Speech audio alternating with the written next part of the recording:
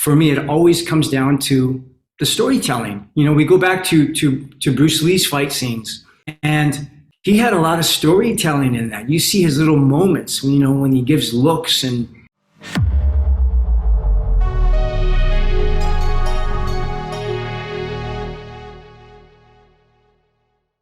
Hey guys, in part 4 of my interview with Mark Dacascos, we're going to talk all about fight choreography, like his thoughts, dive a little deep into some of the fights and only the strong, and also make sure and stay until the end because he's going to tell us how he stays in shape these days. Anyway, if you like this kind of content, please help support the channel, hit the like button, subscribe, and share the video. As far as like the fight scenes, and I think the coolest ones were the basketball court, and then of course the end fight with the machetes before you guys lose the machetes. How do you think those fight scenes turned out as far as like from an editing perspective? Were you happy with how the fights looked? Yes. Yeah, I think I am, especially for the times. I think if we are lucky enough to move forward and do something more with Only the Strong 2 or the series, the editing style will be different now with technology, with certain cuts and sensibility depending on, whether Sheldon directs again or Louise directs or, depending on that. But in terms of for that time, I think it was good. I do. I'm happy with it. The main thing is that does it convey the sensibility of the story and the characters and of the art? And, again, for that time, I think it did. I love those fight scenes personally. Let me ask you this, because I know one thing they'll do nowadays a lot is they'll do a lot of fights like in one take.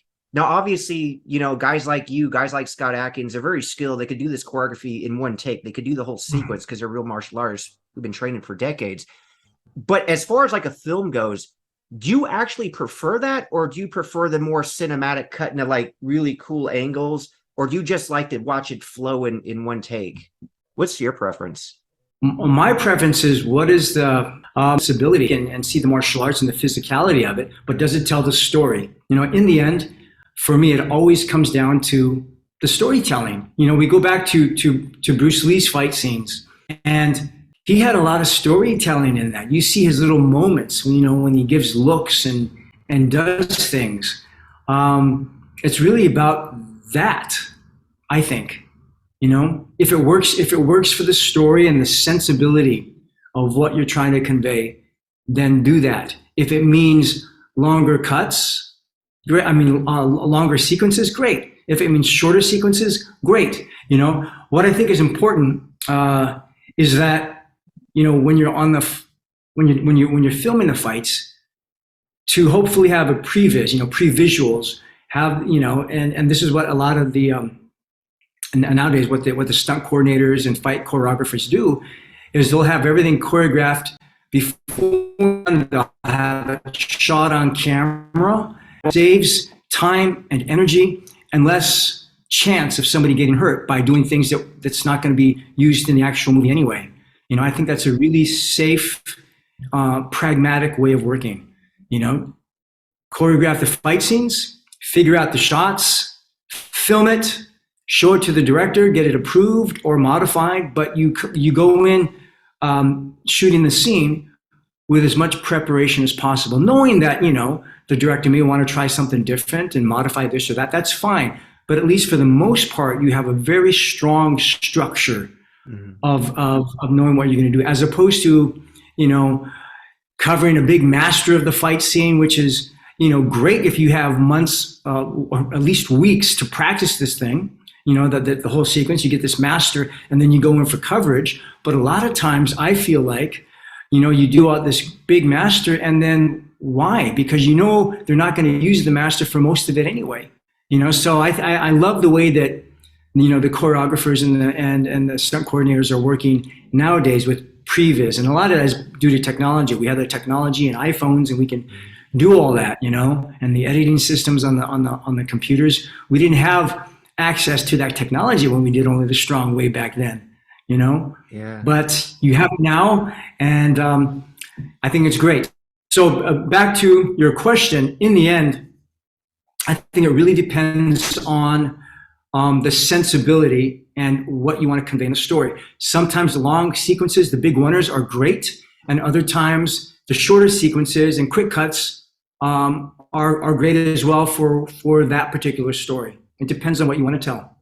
Yeah, that makes sense. Perfect answer. Let me ask you this: as far as like choreographing the scenes, The more capoeira-esque fights, that was Mestre Amen, first and foremost, because he's the expert on capoeira, so of course it would be him. sense, yeah. And then I had my input and our stunt coordinator. It was a collaborative effort led by Mestre Amen.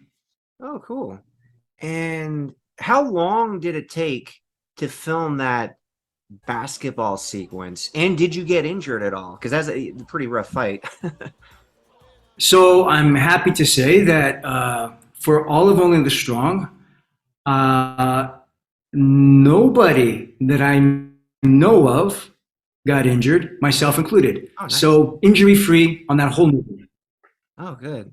But how long did it take to film? You guys didn't film that Yes. basketball scene in one night, did you? As far as I remember, we did. I could be Really? wrong, but I'm pretty sure that was a one night. That's crazy. Yeah. What about the end fight with the machetes, and then you guys lose the machetes, and then you do that ridiculous. Yeah. I don't remember how long that was. Whether what? Wow, I don't. I can't. I do not know. Was it one night? Possibly. Couple nights. I don't remember. I just remember that once we started the finale sequence of my character, I think Richard Coca's character comes into the firehouse and I'm doing the kicks. And then I think I go out after that. It's been a while since I've seen it. But once we started the night sequence, that was our night shoots. And I cannot remember how long the actual finale fight took. But I don't think it was more than, if it was more than a day, 2 or 3, but it wasn't that long. It wasn't that long. That's crazy because, like you said, you shot the whole opening like in a day. You shot the basketball scene, as far as you know, in a day. You guys just shot so much so quick. And one last question, Mark. I know you got to go. Just one last question. And I think a lot of people would be curious about this, myself included. As we all get older, as people age, they kind of lose their physicality. I wanted to ask, because you still move great, you still look great. How's your training Thank these you. days? Like, how long are you training, and can you still do all these moves from Only the Strong? Okay, great question. Thank you. Um, so the thing is, my parents are both martial arts teachers. So I've been physical all of my life. So what do I do now? Before for most days before I even walk out of the house, I do a minimum of 15 to 20 minutes of yoga. I have a pull-up bar. I do all my basics before I leave the house. So that takes care of my flexibility and my basic strength moves. Mhm. And then when I get to the training facility, on the days that I go, I do some light weights. And so I'm here in South Africa. I'm very, very excited and thrilled to be a part of the 3rd season of Warrior, based off of Bruce Lee's writings, executive produced by Shannon Lee, his daughter, and Jonathan Tropper. I do a lot of hiking. I love hiking. For me, it's been one of these things that I just need to do. That's my keeps me a little more grounded and helps with my sanity. It's nature. Every step you have to be very focused and mindful how you move. You get all the fresh air. You have time to think. So I hike. I trail run. Keeps me at a good base level of being fit enough to do most things that I'm required to do when I'm on set. Oh, cool. So basically, more or less, you could still do what you did in Only the Strong. I'm not going to say 100% yes, but I think there's a very good chance. Wow. That's great. That's great to hear. I was going to say, a couple of years ago, I was doing some standing backflips in our backyard. I was already in my 50s. I'm 58 now, so I must have been, I don't know, 54, 55. And my son Capono, who's now 20 years old, he said that's not right for a 50-year-old man to do backflips. That I need to stop. It was freaking him out. It's inspiring. It's definitely inspiring because I remember seeing you Thank on you. Iron Chef, and I know you've been on that show for a while. But like some of your intros, you would basically do this gymnastics routine. It's like, wow, he's still moving like he's in college. That's great. Thank you. Thank you. Well, again, Mark, thank you for your time. It's been a real honor. I love getting all the details on these classic films and your career and just your martial arts and getting to know you a little better. You're a great person. Everyone I talk to who knows you says you're such an amazing person. And I'd say that too after just spending an hour with you. Such an amazing positive force of energy. Thank you. Thank you, David. And I hope you continue your training. And I really appreciate you having me on your show. Oh, thanks. Thanks for being here.